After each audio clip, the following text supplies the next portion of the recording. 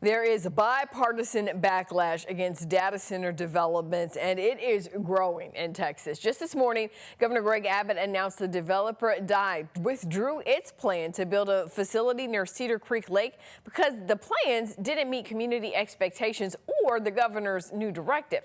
Under that directive, ERCOT and the Public Utility Commission were set to implement new rules requiring data center developers to do things like pay for their own power and reduce their water use so utility costs don't get passed on to other customers. A lot of lawmakers, Republicans and Democrats, have called for similar measures or to stop AI data center projects altogether until they're better regulated.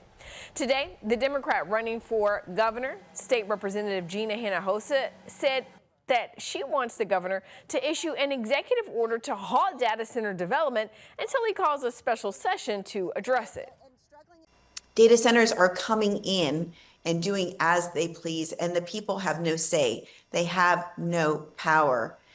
And this is happening at a very alarming rate, and people need relief. In response to Hinojosa's call for a special session, a spokesperson for Governor Abbott's campaign pointed us to his directive from June and the PUC's response, which states the agency and ERCOT are working together to make sure Texans won't be impacted by large energy users. Now, a lot of data center developers are pushing back against the narrative, saying the facilities are minimizing the strain on resources and that they bring economic benefits to communities like jobs.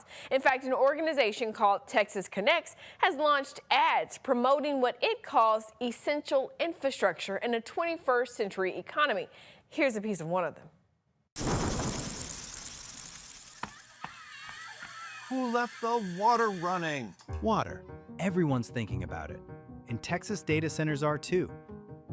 They use less than 0.5% of all water used in the state. And many recycle the water they do use, conserving more water in the areas where they operate. Huh, that makes sense.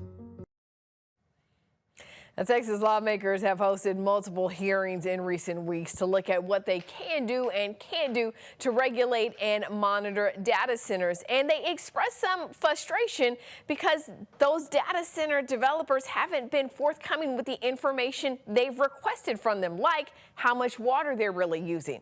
A Texas Senate committee will meet again next week to talk about it, but they can't pass any new laws until they meet for the next regular session, which starts in January.